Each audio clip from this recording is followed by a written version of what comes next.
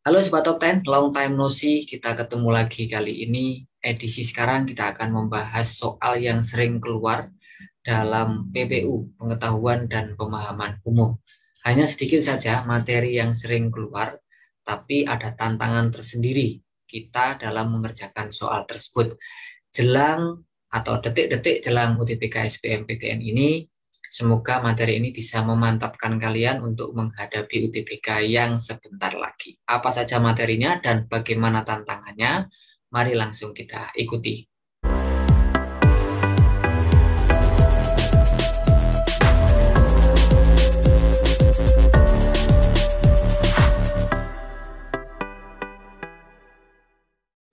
Sebelumnya, yuk subscribe channel ini, jangan lupa tekan tombol loncengnya. Saya juga berbagi informasi setiap hari lewat Instagram menuju PTN, silahkan di follow. Oke, materinya apa saja ya? Mari kita kulik satu persatu. Materi TPS, pengetahuan dan pemahaman umum yang sering keluar. Yang pertama adalah mengerti ide atau gagasan utama sebuah teks. Ini sudah sangat mainstream dan sudah sering kali kalian kerjakan pada berbagai latihan soal UTBK. Nah, yang kedua kemudian adalah memahami informasi yang bersifat detail atau rincian dalam sebuah teks. Berikutnya, memahami informasi yang tersirat dalam sebuah teks. Jadi, ada sebuah informasi, nah ada yang tidak tertuang atau tertulis dalam sebuah teks, kita diminta untuk memahami informasi tersebut. Apa sih yang kemudian kita petik dari informasi atau teks yang disajikan itu? Atau apa maksud dari informasi yang disajikan dalam teks tersebut, di mana kita disuruh untuk menginterpretasikan. Yang keempat, memahami arti juga rujukan sebuah kata. Misalkan ada kata yang dicetak miring, kemudian itu merujuk pada apa atau arti dari kata ini setara dengan apa. Misalkan seperti itu. Nanti akan ada contohnya ya. Yang kelima adalah memahami koherensi sebuah kalimat atau paragraf. Nah, nanti kita akan kulik satu persatu.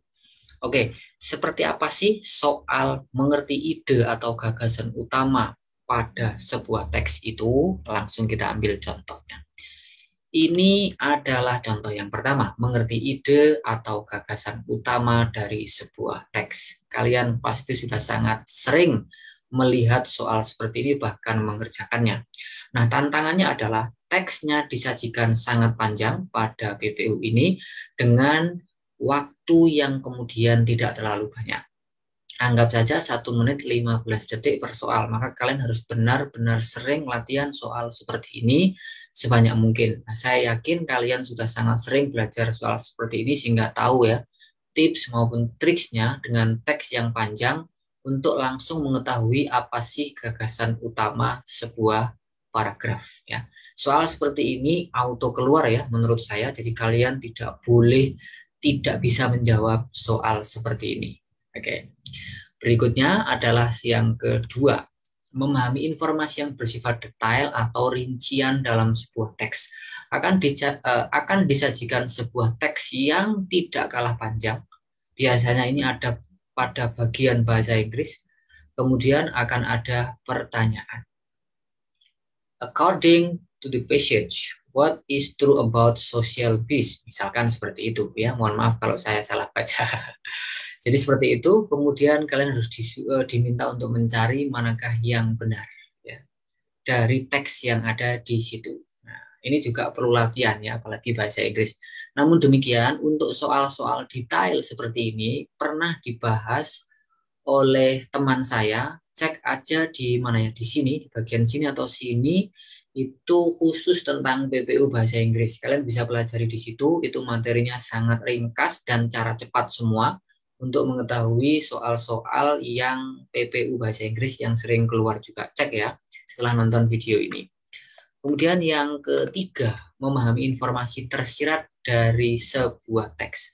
The writer believe that, nah ini kalian harus baca nih semuanya. Dan kemudian di situ penulis itu mempercayai apa sih dalam teks tersebut. Kalian juga harus secepat mungkin untuk bisa menjawab soal seperti ini. Nah, Detail bagaimana cara menjawab soal seperti ini, Kak Adam sudah pernah menyampaikan materi soal seperti ini. Kalian cek aja video yang ada di playlist yang tadi ya. Kalian cek setelah nonton video ini. Kita akan lanjut ke yang nomor 4, guys. Memahami arti juga rujukan sebuah kata. Nah, ini contohnya yang tadi kita perdebatkan ya. Kata menembus dalam kalimat 8 bermakna apa? Kita cari aja kalimat ke-8 itu mana. Nah, mampu menembus angka 13,4%. Tentu menembus itu bukan berarti ini ada tangan, kemudian ada jarum terus ditembus. Maknanya jelas bukan itu ya. Tapi apa maknanya? Silakan dijawab di situ. Tulis juga di kolom komentar ya. Oke, sip. Kita lanjut nih soal yang kelima nih, yang kelima.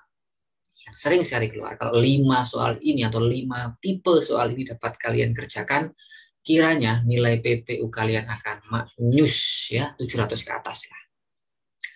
Oke, pertanyaannya tadi apa sih? Memahami koherensi sebuah kalimat atau paragraf. Mari kita lihat pertanyaannya. Kelemahan paragraf 4 pada teks di atas adalah apa? 1, 2, 3, 4. 1, 2, 3, 4. Kita cari tahu. Apa kelemahan dari paragraf keempat itu? Gagasan utama terletak di tengah, tidak memiliki gagasan utama, kalimat penjelas saling bertentangan, paragraf mengandung kalimat sumbang, gagasan utama lebih dari satu. Mari kita baca, ini spesial bonus tentang yang nomor 5. Setelah bak dibuat, jangan langsung diberi media tanam yang berupa campuran tanah dan pupuk kandang. Terlebih dahulu berilah lapisan hijau atau batu koral. Setelah itu di atasnya taburkan pasir, lapisan media tanam hingga penuh. Ini tiba-tiba setelah bak dibuat gitu aja ya, seolah-olah dia tidak mempunyai induk kalimat atau tidak mempunyai gagasan utama karena semua kalimatnya itu menjelaskan sesuatu yang sesuatunya tidak terletak pada paragraf keempat. Menurut saya jawabannya B ya. Nah, kalian cek lagi. Kalau saya salah, tulis aja di kolom komentar. Karena video ini memang hanya untuk menjelaskan kira-kira materi yang sering keluar itu apa. Nah, kira-kira gitu. Saya sendiri bukan pengajar bidang bahasa Indonesia. Oke. Tapi kiranya jawaban saya bakalan betul. Nah, oke.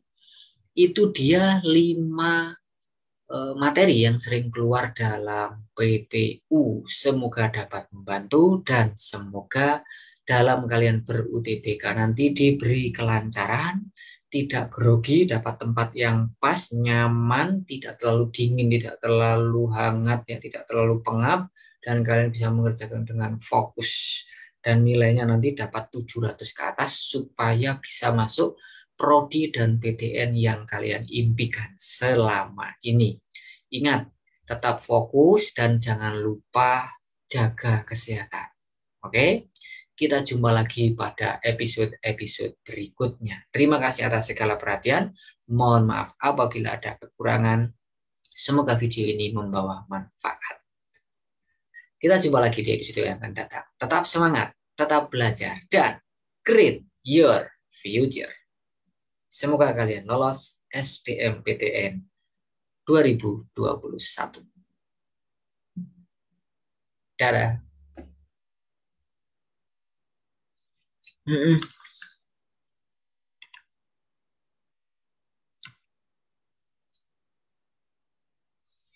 Tonton video-video yang ada di sini ya, supaya kalian tidak ketinggalan informasi yang lainnya yang berkaitan dengan UTBK.